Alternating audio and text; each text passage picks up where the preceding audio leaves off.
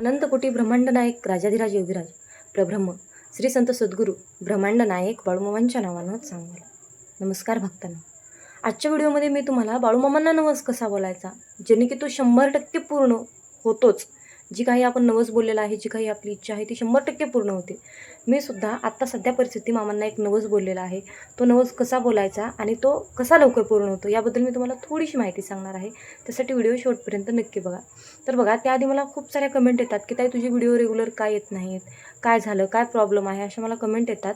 तर बघा, मी सध्या माझी परिस्थिती काय आहे ते तुम्हाला सर्वांना माहिती आहे. आणि या परिस्थितीमध्ये माणसाला काय होतं, अस्वस्थ वाटतं, अशक्तपणा येतो किंवा काय आजार असतात ते तुम्हाला सर्वांना माहिती आहे. त्यामुळे व्हिडिओ येत नव्हते. बाकी मला काही झालेलं नाही, मी व्यवस्थित आहे, ठीक आहे. आणि सगळं काही खूप मामांच्या कृपेने चांगलं आहे. तरीसुद्धा मी मामांना एक साकडं घातलेलं आहे.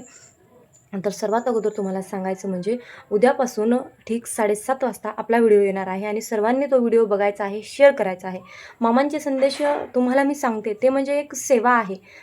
जी मामांची सेवा आहे मी तुमच्यापर्यंत पोहोचवण्याचं काम करते.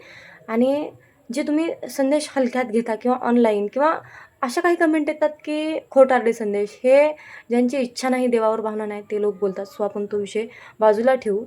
पण जो काही मी संदेश तुम्हाला सांगते तो माझा एक संकल्प आहे. माझा संकल्प असा आहे की मी मामांना सांगितलेला आहे की मामा, मी प्रत्येक घरामध्ये मला शक्य तेवढे मी सेवेकरी घडवण्याचा प्रयत्न करेल आणि जो मला या कार्याला हातभार लावेल आणि त्याचीही इच्छा पूर्ण होईल, मी मामांना संकल्प केला आहे. आणि मी 2022 मी या कार्याला आहे आणि 2022 मी नियमितपणे हे कार्य पूर्णपणे पार पाडत आहे. जो कोणी भक्त मामांच्या या पुण्याच्या कार्याला हातभार लावेल आणि माझी मदत करेल, त्याची कठीणातली कठीण इच्छा पूर्ण झाल्याशिवाय राहणार नाही. तुम्ही फक्त विश्वास ठेवा, हे काम करा. तुम्ही फक्त आपले संदेश ऐका आणि जास्तीत जास्त भक्तांपर्यंत शेअर करा, जेणे की त्यांच्याही मनामध्ये मामांबद्दल विश्वास घट्ट होईल आणि ते सुद्धा मामांची सेवा करू लागतील. तर आजचा व्हिडिओ असा आहे की मामांना नवस कसा करायचा. तर मामांना नवस कसा करायचा बघा, आपण एक खूप मोठी चूक करतो की मामांना नवस बोलतो. मामांना सांगतो की मामा, माझी ही इच्छा पूर्ण करा. माझी ही इच्छा पूर्ण केल्यानंतर मी तुम्हाला 1 किलो पेढे देतो किंवा मी तुम्हाला पैशाच्या रूपामध्ये 5,000 रुपये देणगी देतो किंवा मी तुम्हाला एवढ्या एवढ्या प्रकारचं अन्नदान करतो किंवा मी 1 ग्राम सोनं देतो. ही जी काही आपण नवस बोलतो, अशा प्रकारची काही आपण संकल्प करतो, इच्छा मागतो, हे पूर्णपणे चुकीचं आहे. याचा अर्थ काय होतो बघा, ज्यावेळेस आपण आपली इच्छा आपण देवाकडे काहीतरी मागतो आणि त्याच्या बदल्यात आपण देवाला काहीतरी देणार असतो, म्हणजे आपण देवापेक्षा मोठी झालो का? म्हणजे देवानं ती इच्छा आपली पूर्ण करावी, ती वस्तू आपल्याला द्यावी, आपल्याला मिळावी आणि मग त्या बदल्यात आपण देवाला काहीतरी देणार, म्हणजे आपण देवापेक्षा मोठे झालो आणि देव आपला नोकर झाला. म्हणजे आपण त्याला नोकर ठेवल्यासारखं, तू माझं हे काम कर, मी तुला या बदल्यात ही देतो, ही एक अशी भावना झाली. म्हणून नवस बोलत असताना ही चूक करायची नाही. देवाला तुम्ही सांगायचं नाही की मी तुला, माझी इच्छा पूर्ण झाल्यास मी तुला एवढं देतो, मी तुला तेवढं देतो, मी तुला हार देतो, मी तुला बल्ब देतो, मी तुला टोपी घालतो. हे काही करायची गरज नाही. फक्त तुमची भावना, विश्वास जे काही आहे ते फक्त नितळ ठेवा, श्रद्धा ठेवा. बाकी देवाला काहीच नको आहे तुमच्याकडनं. तर तुम्हाला नवस बोलताना काय करायचं आहे, सर्वात अगोदर नवस बोलताना तुम्हाला संकल्प करायचा असतो. संकल्प कसा करायचा आहे तुम्हाला माहीत नसेल तर मला कमेंट करा, मी त्यावर सुद्धा व्हिडिओ बनवते. पण नवस बोलत असताना देवाला सरळ, सोप्या, साध्या भावनेने मागा की मी तुझा साधा सेवेकरी आहे रे आणि माझी ही इच्छा पूर्ण कर, कारण तुझ्याशिवाय माझ्या आयुष्यात कोणी नाही आणि ही इच्छा तुलाच पूर्ण करावी लागणार आहे.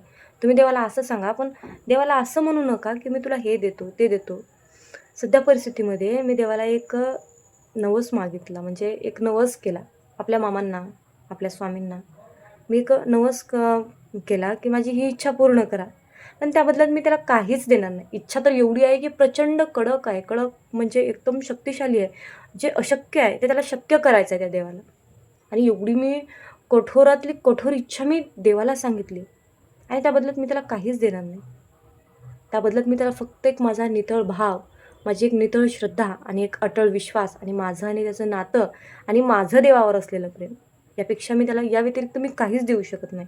माझ्याकडे देण्यासाठी फक्त भक्ती आहे, त्याच्यावरचा असलेला 1000 पटीने असलेला एक विश्वास आहे आणि माझं मन अगदी पाण्यासारखं स्वच्छ आणि नितळ आहे. आणि म्हणून देवाला माझी इच्छा पूर्ण करावीच लागणार आहे. माझी काय इच्छा आहे मी तुम्हाला लवकरच सांगणार आहे, परंतु माझी इच्छा पूर्ण झाल्यास मी इच्छा तुम्हाला सांगणार आहे. पूर्ण होण्याच्या अगोदर मी ती इच्छा तुम्हाला सांगणार नाही. म्हणून आजच्या व्हिडिओमध्ये मला फक्त एवढंच सांगायचं आहे, देवाला मागत असताना तुम्ही त्या बदल्यात देवाला काहीतरी देऊ नका. फक्त विश्वासाने मागा. हां, त्या बदल्यात तुम्हाला देवाला काहीतरी द्यायचं असेल, त्याची कितीतरी